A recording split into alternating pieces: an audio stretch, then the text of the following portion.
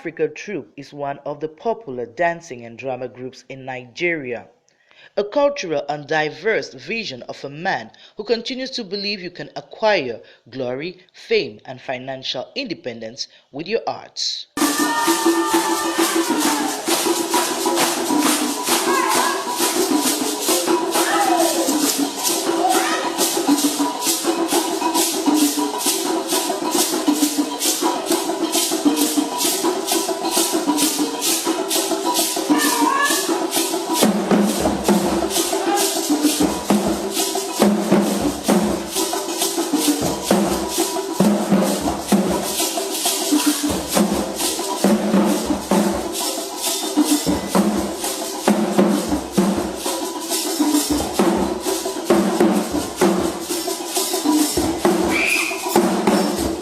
Close to the members and its leader, main founder for over 23 years, we gave the place for a clear exchange and secret behind such a success. Tell us more, Segun Adefila. Segun Adefila. I'm an artist based in Lagos, Nigeria. I'm from the southwestern region of Nigeria, so I am Yoruba. It's important to know my background, because it explains whatever kind of performance mode I'm into. I'm a co-founder, that is founding member of the Troupe of Africa. We started 23 years ago, on the 1st of June 1996. We were just young, we were freshly out of school, or we've been out of school for a while, and no admission, but we loved music, so we gathered ourselves. Those of us who have the same interest, music, dance, acting, all sorts of things. We just wanted to be happy, We weren't bothered about where the next meal was going to come from. We weren't bothered about how we were going to, we weren't thinking of survival. We just wanted to be happy. So we started the Crown Troupe with no single musical instrument. We just come together, sit and sing. Sometimes when I think back and I look back at it, we were crazy back then. Of course, as time went on, a year after we started out, it became something more serious for me. So I started thinking, I have to go to school. So I went to study for a certificate in drama. A certificate in drama at the Center for Cultural Studies, University of Lagos, in 1997, and then I decided to go on and study for a degree. So I studied for a degree from 98, and I left the university in 2002, 2003. So my experience in school also kind of broadened my school. I began to see the relevance of art because I personally have 3 levels of training. The traditional, which is from my background. I'm a prince, and I was raised in a palace in North Central part of Nigeria. The place is called Umaro, and that was the first time I was exposed to the masquerade tradition. So I was a child masquerade. I went through that for a couple of years before I came back to Lagos. So that was my traditional training background. And then, of course, after spending years on the streets, trying to figure out what I was supposed to do with my life, I encountered the art again. So art definitely gave me another focus. So I learned informally from a group called Black Image. So I was with Black Image for like a year, and then so that was my informal training. And then for my formal training in theatre, it was at the University of Lagos.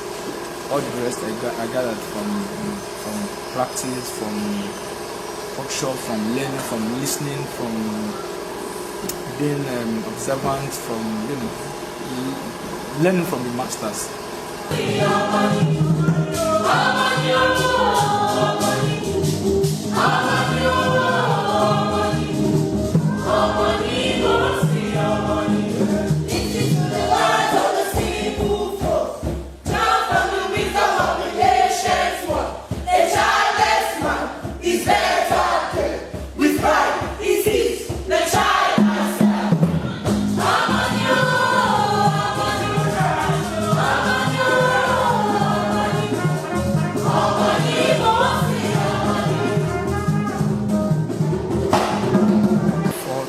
years, I've done nothing but practice theatre, and I explained a bit of my background because it also affected the way we started operating. There were no platforms, not many platforms back then. So within 23 years, the troupe has trained a lot, trained considerable number of young people who have gone on to start their own companies, who are into other area of endeavors, who are taking up leadership role and so on and so forth. So I'll be more focused on my practice and what comes out of what we do. I'm not crazily, of course, in the silence of my heart and when I'm alone, I'm also bothered about, what is there for me in the future? Do I have a house of my own? Do I have private jets? All of those things. What do I have in my account? But that is sincerely secondary. The first and most important thing is I want to be happy, and I'm doing what makes me happy.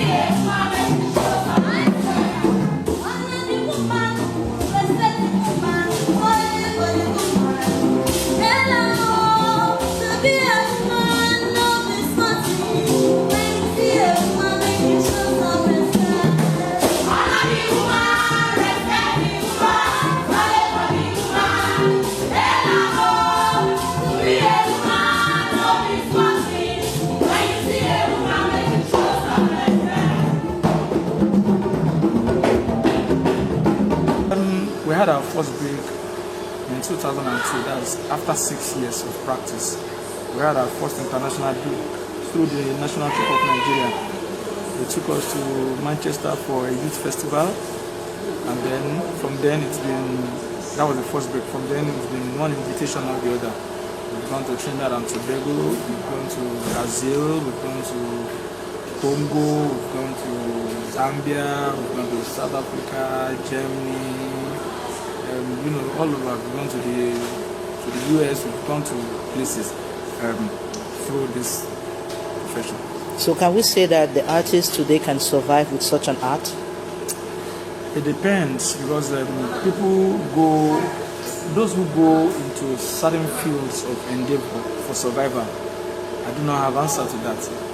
But those who practice for the love of what they do, they will always be fine.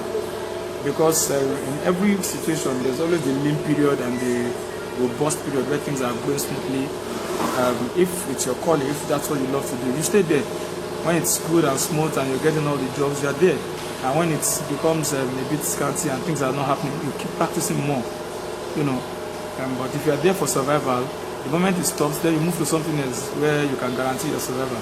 So today you're a farmer, tomorrow you're a hunter, the next week you're a hawker, the next one you are a business person, all of those things. I have not known any other life.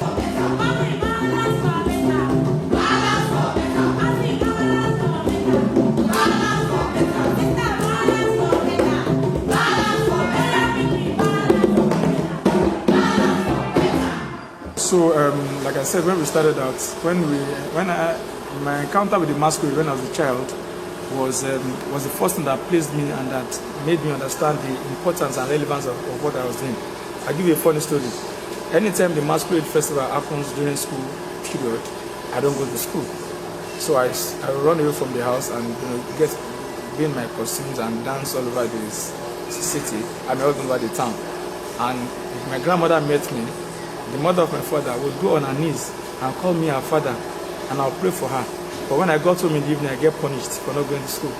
And that transformed my thinking later on in life as an adult when I started practicing art, that the position of art is a very, very salient one. If art can make my grandmother go on her knees for me, what else do I need to tell me the relevance of art in the life of man? So the art for me is not a plain space. We don't practice arts just because we want to entertain. Yeah, entertainment is like uppermost on our minds, but within that entertainment, there are some informations that must be passed. For instance, the piece you saw, Balance for Better, is about women. Where we come from, women are not subjugated. They are not like down. We don't look down on women. That's why my people will say, "Osho le mojuba, aje le mojuba." When that means homage to the wizard of the house, homage to the witches of the house. So the place of the woman, no traditional council is complete without Yaloja. So the woman is like at par Africans, where we come from. Women led men to war. Women were war commanders. But when the colonial masters came, where, for instance, among the English, who were supposed to be our teachers, you cannot be a lady if you are not married to a lord. But we had Amazons in Daome. We had strong, warriors from Ghana, from all over Africa. We have Queen Amina from here. We have Queen Idia. These were strong. So that's who we were. So when we started thinking, when they started shifting our values, making a woman feel lower, and she starts losing respect for herself and her esteem, the woman started fighting back. And so she started saying, no, feminism, and I have to fight back. I'm equal, I'm fighting for my rights. The real African women don't fight for their rights because their right is their thing. Nobody takes it away from them. And if you look at contemporary life, even in this modern life, a woman that is a minister will have a male driver if she so desires, a male gatesman, and so on and so forth. People don't mark you when you were in primary school and secondary school and even university based on your gender. When they mark your report sheet, they mark based on what is in the head. And so what we're saying is for the woman to say, listen, don't be distracted by what they are pumping into your head from the West. First of all, know your value. When you know your value, then people will respect you. But you can't fight for your value, for instance, and this is personal opinion, by confronting me all the time. Why are you fighting with me? I respect you.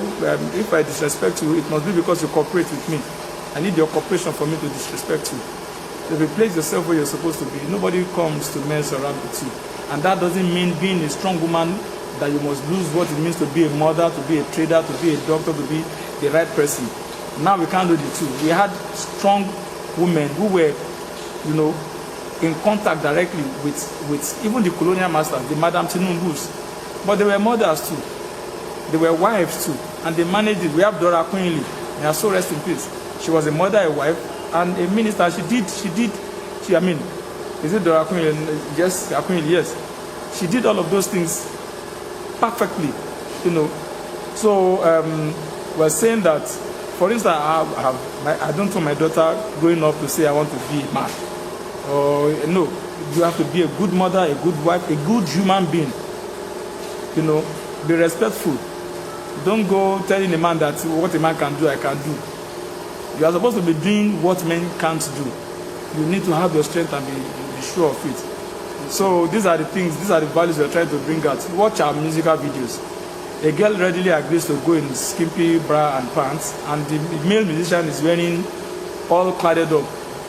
So feminism is telling the man, yeah, you want me to go half naked, you have to go half naked too. That for me is where you can discuss. But if you do that willingly, and then when they begin to put trash on you, then you begin to fight and fight negatively. So that somebody sees you as a man. Now the first thing they want to do is confront me. If my wife confronts me, we will quarrel very well. She will go to her house, because when I talk, I don't want, when she says what she has to say, she's saying it from a position of authority, and I don't want my authority to be questioned. We managed it before the West messed up our head. So balance for better. I say balance your power. That you're not a small thing. What you handle as a woman, not many people can handle it. If they say the man is the head of the family, it's just read your Bible, man. Hello. Honey, I can hear you. I am home and hungry, and the child needs attention. Okay. Mommy, here is my school bag. My baby.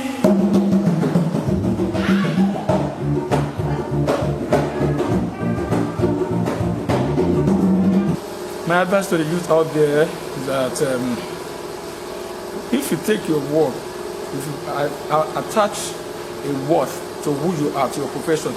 God has given you the talent to sing very well. You have this terrific voice that when you sing, people notice you. You don't want to waste that. You have athletic body, you can move, you can dance. You feel like you like or you love to act. Or you love money, to go into banking, to do it, to go into trading, whatever you want to go into. Make sure it is what you love. First and foremost, do not be afraid of hunger. Because the fear of hunger, the fear of deprivation is what pushes you into what you don't want to be. So first of all, be confident that, yeah, this is what I want to do. And I tell you, anything you're passionate about will take you anywhere. You know, days will come where things will be lean. God never promised you that everything will be rosy, everything. So we must be prepared for that too. Stay focused. Know that tomorrow is in your hands. When you African youths like to say, oh, the people that came before us messed things up, it's an opportunity for you to make a repair. Stop complaining. Only cowards sit down and complain and say, oh, they messed things up. So you accept it. No, you begin to change it. Your father didn't pay your school fees. You work hard to pay your children's school fees. That's all. That's the way you make changes. You don't say, my father didn't pay my school fees, and so I will not go to school, and so I'll become the drag of the society, and then you have a child under that poverty situation and produce a child. Then you are stupid. So the youth should be wiser than that.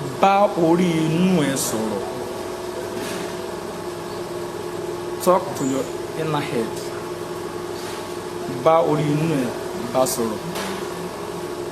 That's all.